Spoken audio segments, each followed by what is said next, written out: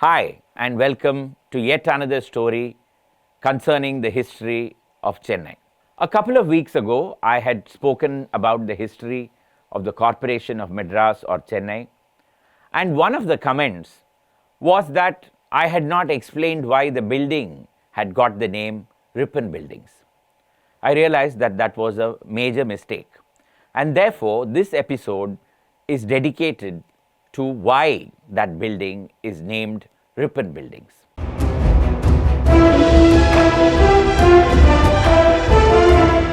India, as you know, before it became independent, was governed by the British government, and while the King Emperor or the Queen Empress was the head of state, the representative of the King or the Queen in India was the Viceroy. And we had a long line of Viceroys, and one of them was Lord Ripon. Ripon became the Viceroy in 1880 and took office in Simla, which was the summer capital of the British Raj. Why do we need to remember this man in our corporation headquarters? Well, that has a very long and interesting story. When he became the Viceroy, Ripon proved that he was going to be very different. Whatever he did for the benefit of the Indians, and the British were not at all happy with what he was doing. For instance, he repealed the Vernacular Press Act, which his predecessor, Lord Lytton, had brought about. As per that act, English newspapers and periodicals, or the British press, was elevated to a far higher status than the press in Indian languages. This was hugely resented, and Ripon repealed that act and restored parity between all the publications of his time. This made him very popular among Indians. He also dared to introduce what was known as the Ilbert Bill.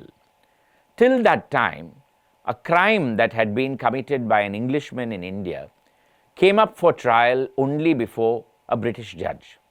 Indians did not have the right to try a British crime. Ripon decided that he wanted to change this, and he brought about what was known as the Ilbert Bill.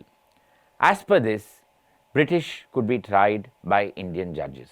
This was never implemented because the entire officialdom, which completely comprised of English people, decided that it was against their interests. Finally, in 1884, Ripon resigned and went back to England. The extent of the popularity that he enjoyed with Indians became evident when farewells were given in railway station after railway station when he made his final journey from Simla to Bombay prior to boarding the ship going back to England. Ripon led a very long life thereafter, very active in England, but Indians did not forget him.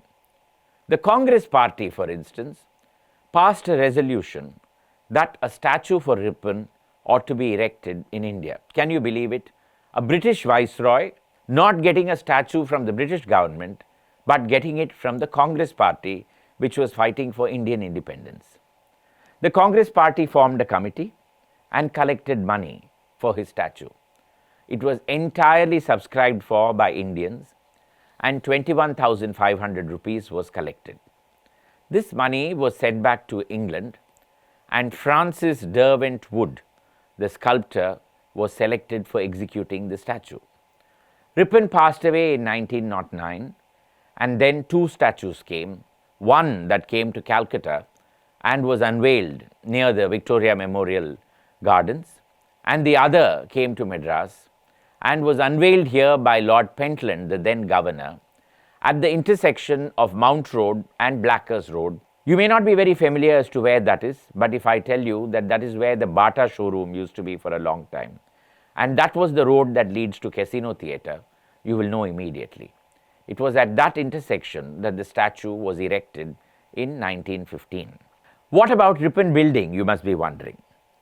Well, the corporation's headquarters was completed in 1913, and it was named after Lord Ripon for a very simple reason.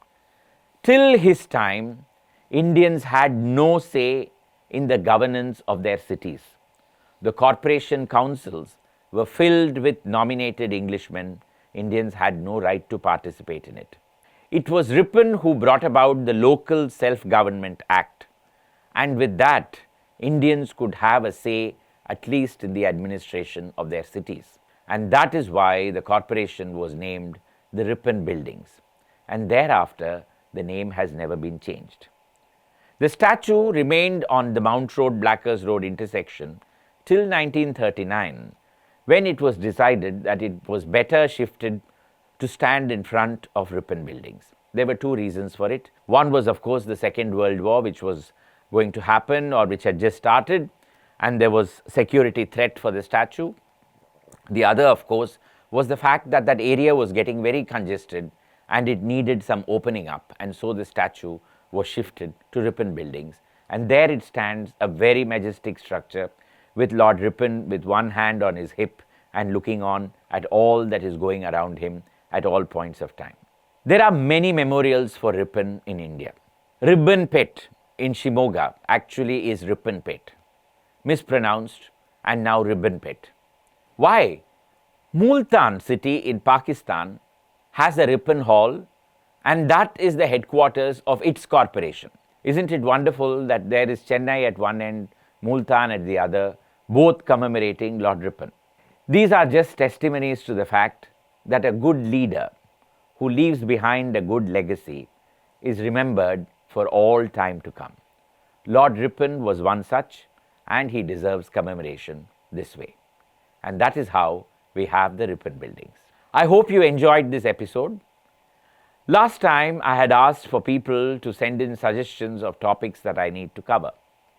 And I am overwhelmed by the response that I have received, both in the Tamil version as well as in the English version.